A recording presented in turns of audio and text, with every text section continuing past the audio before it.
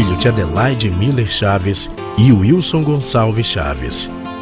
Gileno Chaves nasceu em 10/2/1943 em Florianópolis. Vindo de uma educação rigorosa e depois de estudar em regime de internato em um colégio religioso, com 10 anos estava aprovado para fazer o antigo ginásio, até que mais tarde formou-se em Direito. Eu passava as férias na casa da minha avó. A casa da minha avó, Maria Schweitzer. Maria Schweitzer, que foi casada com um Miller. Mais tarde eu me interessei por saber a origem desse Miller e desse Schweitzer. Verifiquei então que ambas as famílias, Miller e Schweitzer, chegaram na antiga cidade Nossa Senhora do Desterro, que depois virou Florianópolis, em 1828, a bordo do Brigue, Marquês de Viana. Eles foram trazidos então por Dom Pedro, num processo de colonização. E eles foram, face às indefinições do governo, por conta própria, eles abandonaram Florianópolis e foram para o município de São Pedro de Alcântara, aonde chegaram em 14 de abril de 1829. Então, de 1829 aos nossos dias, eu tenho toda esta árvore, toda esta ascendência, porque eles eram de origem católica. Então, quando chegaram no Brasil da Renânia, se instalaram em São Pedro de Alcântara. Mas por serem católicos praticantes fervorosos, toda a história deles está registrada na Cúria Metropolitana de Florianópolis.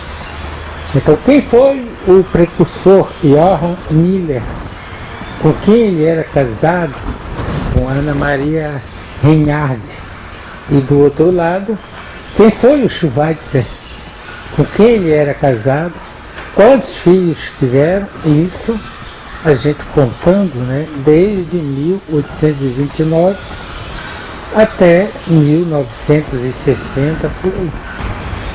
Eu parei exatamente, né, no exame de admissão ao Colégio Estadual Dias Velho. Isso deve ter ocorrido em 1952. O meu pai, face um falecimento do irmão dele, meu pai é de Monte Alegre, no estado do Pará. Quando recebeu a notícia do falecimento desse irmão, achou que estava na hora, eu sei lá qual a razão, de voltar ao Pará, né? Eu, com meus 10 anos, eu fiz questão, né, de vir junto, de me meter nessa aventura com ele. Viemos para o Pará e eu tinha então aquele detalhe da aprovação no exame de admissão, mas eu não tinha documento algum, em razão do que isso devia de ser o mês de fevereiro, já próximo de começar o ano letivo. Eu fui então endereçado a Bragança, no estado do Pará, o Instituto Santa Teresinha, naquele tempo então comandado pelos padres barnabitas, com Dom Eliseu no lado masculino e a irmã Clementina, que àquela altura era da congregação do Preciosíssimo Sangue. Então eu cheguei lá, fiquei lá 54, 55 e 56, em Bragança. No internato eu fiquei só 54 e 55, que eu não sei bem explicar porquê, mas eu não era dos mais comportados no internato. Mesmo com os 10 anos que eu tinha, eu não sentia saudade de pai e de mãe, mas no internato eu aprontava muito. Eu era o menor em tamanho, mas da turma já do ginásio. Aprontava muito ali, porque nós tínhamos ali basicamente aulas a partir de 7h30 até meio-dia. Meio-dia o almoço, uma ligeira folga de 1 às 3, o estudo obrigatório, depois das 3, né? Uma merenda, a folga, onde se gastava esse tempo com futebol. À noite, quer dizer, 7 horas, o jantar, depois quem quisesse estudava, porque já imperava a lei do silêncio. Então eu fiquei aí, aprontava várias e diversas, eu e os meus vizinhos de dormitório. Então depois de 2 anos, eu disse ao meu pai, né, que eu não queria mais ficar no internato. Ele perguntou se eu não queria ficar na casa do prefeito. Ah, meu Deus, na casa do prefeito eu julguei que aquilo ia, né? Aquilo estava entre o céu e o paraíso. Eu concordei. Tá bom. O prefeito era Mário Queiroz do Rosário, uma pessoa que foi deputado várias vezes e prefeito várias vezes em Bragança. Então, peguei a minha trouxa e me mudei para a casa do seu Mário Queiroz do Rosário. Eu me lembro que o Mário Queiroz perguntou ao meu pai. Eu estava presente. E como é que eu educo ele? Você educa a sua maneira, né? Tá bom. Então ficou umas 5 horas da manhã, me acordaram, tinha que deixar o meu pai na estação para pegar o trem da antiga estrada de ferro de Bragança. Tudo bem, voltamos, o seu Mário foi dormir e eu fui olhar o quintal, um quintal que ele tinha, um quintal bonito, e eu vi lá várias, né, frutas ou coisa parecida que eu não conhecia em Santa Catarina. Peguei um paneiro que eu também não conhecia e fui para o quintal, né? Nesse quintal eu colhi cacau, uma fruta-pão que estava no chão, né? Jambo, o que tinha lá eu trouxe. E tinha um pátiozinho, eu me sentei nesse pátio, né? E comecei a comer, né? Comecei a comer o jambo, a quebrar o cacau, etc. Olha, aí apareceu o seu Mário, né? Ele não me disse nada, né? Com uma correia de ventoinha de carro, cortadinha lá na ponta, né? Ele me deu umas duas lascadas nas costas, né? E ele falou com raiva que na casa dele havia ordem. Não era para uma pessoa só ir apanhar as frutas e comer à vontade. Não.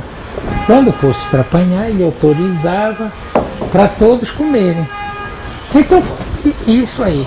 Olha, e o meu pai não tinha ido embora, fazia 2 horas ou 3 horas, e eu já estava apanhando uma surra das grandes. Eu nunca apanhei do meu pai. E essas presepadas na casa do seu Mário também eram constantes. Só que no internato havia castigo. E lá o castigo ia além, né? Você podia apanhar com uma palmatória de acapu, né?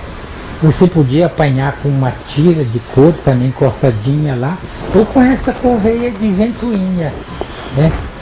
Eu acho que nessa época o meu anjo da guarda sumiu. Eu fiquei lá este ano e depois, então, eu vim para Belém, né? Eu vim para Belém. Estudei só o quarto ginasial do Abrão Levi, e nesse tempo não era o Abrão Mileve, era o tempo da Alice Antunes, era o tempo da Elza Muniz, o tempo do Luiz Otávio, era dureza o Abrão Levi.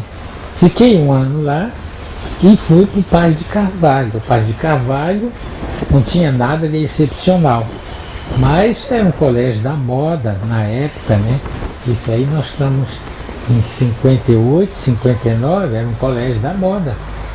E a ordem, ou digamos a peixada para ir para lá, era do próprio governador Magalhães Barata. Aí eu fui lá e o diretor era Rui da Silveira Brito. Levei apenas, né, o documento de conclusão do curso ginasial. Tá bom, o secretário Genésio que me atendeu perguntou pelo documento referente à educação física. Eu digo, não, eu não trouxe. Aí voltei no colégio, falei com a Alice Antunes, pedindo documento de educação física. Ela disse, não tem nada a ver com isso. Você é um humanista, você não tem que apresentar documento nenhum. Olha, do mesmo jeito, né, que ela falou comigo, né, eu vou ter o genésio e o atestado. Eu digo, olha, eu não tenho que apresentar atestado nenhum. Olha, passei para ela, para ela não, para o secretário genésio, no mesmo tom, um recado. Que ele devia de conhecer a lei, etc. Olha, fiz lá uma baboseira doida. Mas o genésio tinha uma cadeira próxima do Rui da Silveira Brito, que era o diretor. O que é? Aí me chamou, eu fui à mesa dele, né? Eu disse então que não trazia o atestado, porque eu havia concluído o curso ginasial, ia iniciar outro, e não era necessário, segundo a Alice Antunes, este documento de frequência à educação física. Então tinha ali um papel, né, o diploma. Ele jogou tudo isso fora e disse que de mal educado esse colégio já estava cheio. Eu voltei, mas no meio do caminho eu encontrei o professor Gelmirez Melo Silva, que assistiu tudo isso. Assistiu. E o Gelmirez disse simplesmente, eu vi tudo isto e não me pareceu que você tivesse sido mal educado. Você simplesmente não gosta de levar desaforos para casa. Eu vou conseguir a matrícula. Batata. O próprio Colégio Paz de Carvalho oferecia um cursinho lá, né, para os que fossem fazer para a área de exatas, para quem fosse fazer engenharia, matemática, essas coisas. Eu cheguei a assistir umas aulas lá deste cursinho, né? Eu fiquei até um dia que um colega lá perguntou se a tangente tinha que tocar na elipse. Olha, isso aí era o fim da picada. Aí eu não fui mais nisso. Tentei arranjar um professor de latim, porque no vestibular para direito havia latim. As provas para ingresso no curso de direito eram orais e escritas, sendo que a primeira, o português, era eliminatório. Bom, então eu procurei, como disse, um professor de latim. Ele disse que não havia tempo, né? Que eu precisava aprender a amar os clássicos, e por aí foi o discurso dele, né? Eu fiz então esse vestibular português, fui aprovado, porque português eliminava, você tinha que ter o mínimo de 10 pontos entre escrita e oral. Tudo bem, eu passei em português, o resto não. O resto seria o somatório de cada matéria sendo superior a 4. Tudo bem. Eu me lembro que latim, né, a prova oral foi feita com o Cônego Apio Campos, que ainda deve estar por aí, né? Ele pegou e mandou eu traduzir, né, o De Officiis de Cícero. Ele abriu lá numa página qualquer, traduza. Bom, então tinha o De Officiis de um lado, em latim, e do outro lado a tradução em francês, né? Ele verificou, claro, notou que eu estava dirigido, né, a segunda parte, o francês. E lá vou eu, fui traduzindo. Ele pegou, né, e botou a mão em cima. Continue agora. Ah, pronto, aí não deu. Não deu para traduzir o latim. Mas foi isso, e felizmente quase 300 candidatos, foram aprovados 66, e eu também fui aprovado. Mas também, veja bem, né, ocorre aquela mesma situação que eu falei do Paz de Carvalho, certo? Porque hoje em dia, muita gente diz, antigamente era melhor. Ou antigamente as faculdades eram cheias de gênios. Olha, eu não encontrei isso também na faculdade.